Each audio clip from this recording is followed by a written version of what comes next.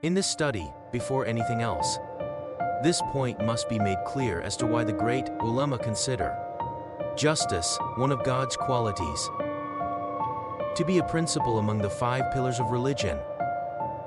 God is the Nawar Alam, powerful Qadir, just Adil, wise Hakim, merciful Rahman, compassionate Rahim, primordial Azale, eternal Abadi, creator Khalik and sustainer Razak. Why was only justice selected from among all of these, and it became one of the 5 pillars of religion? In response to this important question, several points should be noted. A. Among God's qualities, justice is so important that many other qualities return to it because justice in the general, extensive sense means putting everything in its place. Here then, Hakim, Razak, Rahman and Rahim, and similar qualities are all dependent upon it. B. Resurrection, just as we have mentioned, is related to divine justice, as well as the mission of the Prophet and the responsibility of the Imams. She. At the beginning of Ilam, a difference of opinion arose over the issue of the justice of the Creator. A group of the Sunni Muslims, who were called the Asharites, completely denied God's justice. They said that justice and oppression make no sense in relation to God. He is the ruler of the entire created universe. It belongs to him, and whatever he does is just. They did not even believe in the intellect's good and evil. They said, our intellect alone cannot distinguish between good and bad, even the goodness of doing good or the evil of oppression, and many such similar errors. Another group of the Sunnis, who were called the Mutazilites, and all of the Shiites believe in the principle of justice in relation to the Creator. And they believe that God never commits oppression. In order to separate out those two groups from one another, they called the second group the Adliya, in which justice Adl, as a principle, was the sign of the school. And the first group were called Khair, Adliya, other than justice. Shiites were among the Adliya. The Shiites, in order to distinguish their school from that of the other Adliya, placed imamate as one of the principles as well. Thus, wherever there is a discussion of justice and imamate, this is in reference to the Shiite Imami school. D. As the fundamentals of religion are continuous rays of the principles of religion, and as the ray of justice of the Creator is extremely effective in human society, and the most important base for human society is formed by social justice. The selection or choice of the principle of justice as one of the principles of religion is a means to establish justice in human society and to struggle against any kind of oppression. Just as the unity of essence, qualities of the Creator, the unity of worship of Him, the light and unity of His oneness, a solidification of human society, and the unity of qualities are strengthened, the leadership of the prophets and imams is also inspired by the issue of real leadership in human society. Thus, this principle of justice of the Creator, who rules over the entire world, is the sign of the necessity for justice in all areas of human society. The great created universe is based upon divine justice. Human society will also not remain without it. 2. What is justice? Justice contains two varying meanings. A. The extensive meaning of this word, just as we have said, is to put everything in its place. In other words, it is being in balance and equilibrium. This meaning or sense of justice rules over the entire created universe, in the galaxies, within an atom, in the structure of a human being's existence, and all plants and animals. This is what the famous tradition of the Holy Prophet refers to when he says, "It is by means of justice that all of the heavens and the earth exists."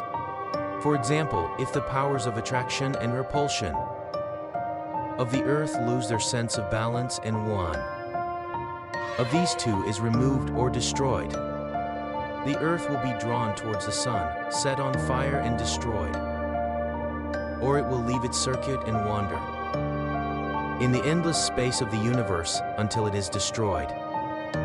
B. Another meaning of justice is the following of individual rights, and the point opposite is oppression, in the sense of taking the rights of someone and giving them exclusively to others, or to take away someone's rights and give them to another. To discriminate in the sense that some people are given their rights and others are not. It is clear that the second meaning is a particular one, and the first one is general. It should be noted that both meanings are truthful in relation to God, even though the second meaning will be more emphasized here. The meaning of God's justice is not to remove the rights of a person, nor give the rights of one to another, nor to discriminate between people. He is just in all sense of the word, and the reasons or proof of his justice will be mentioned in the next lesson. Oppression, whether it be the taking away of a person's rights, or by giving the rights of one to another, or wastage and discrimination, does not exist in the pure essence of God. He never punishes a person who does good deeds.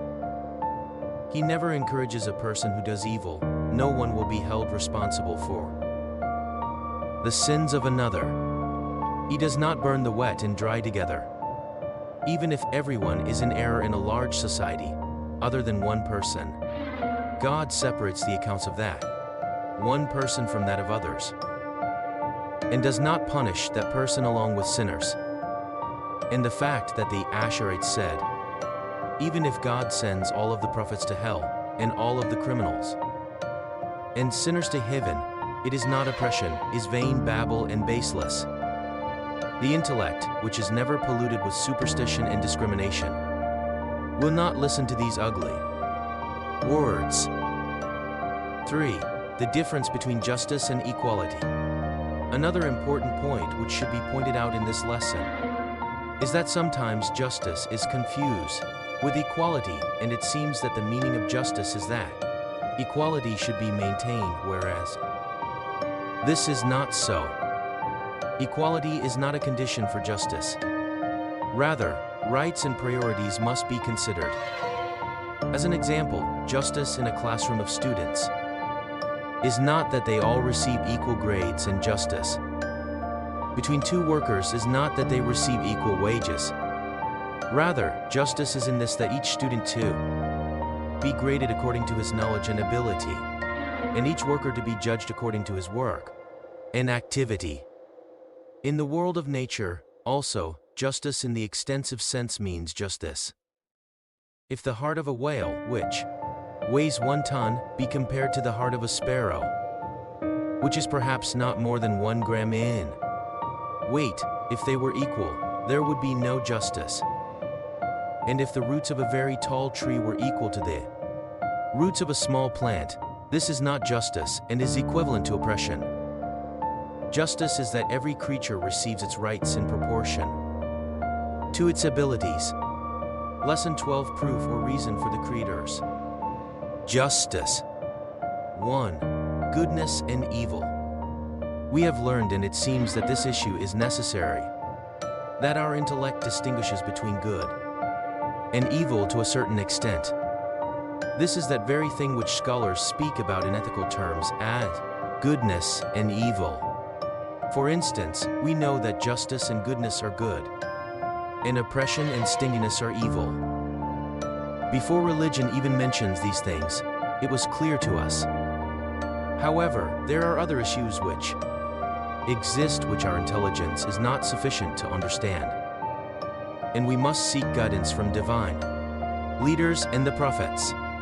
Thus, if a group of Muslims in the name of the Asherites deny intellectual goodness and evil and the way of distinguishing between good and evil, to think that only religion brought the issue of justice and oppression and things like this is completely wrong. Because if our intellect does not have the ability to choose between good and evil, how should we know whether or not God would send his message through false prophets? But the moment we say that lying is wrong and evil, and that it is impossible that God would lie, we know that God's promises are always true and that he is always truthful. We would never encourage deceit and never give miracles into the hands of a deceitful person. It is here that we can rely upon what religion and the divine law says. Thus, we can conclude that the belief in intellectual good and evil is from religion. Note this with care.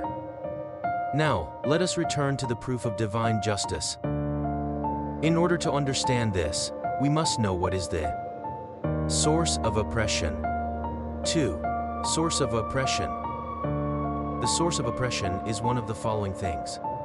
A. Ignorance. It sometimes happens that an oppressive person does not, in truth, know what he is doing. He does not know that he is destroying someone's rights, and he is not aware of what he is doing. B.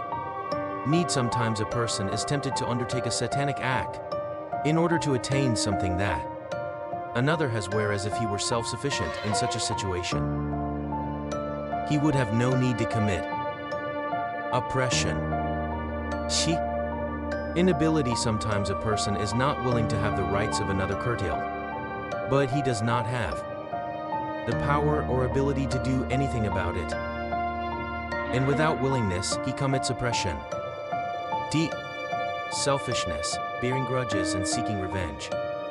Sometimes none of these qualities exist, but selfishness causes one to aggress against others, or the sense of seeking revenge or bearing a grudge makes that person commit oppression, or the spirit of exclusiveness and monopolization causes injustice to others.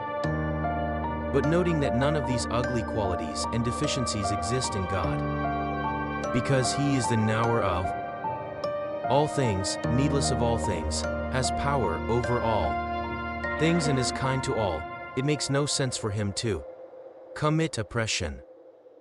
He is a being who is endless, perfect, and unlimited. Only goodness, justice, and mercy can stem from such a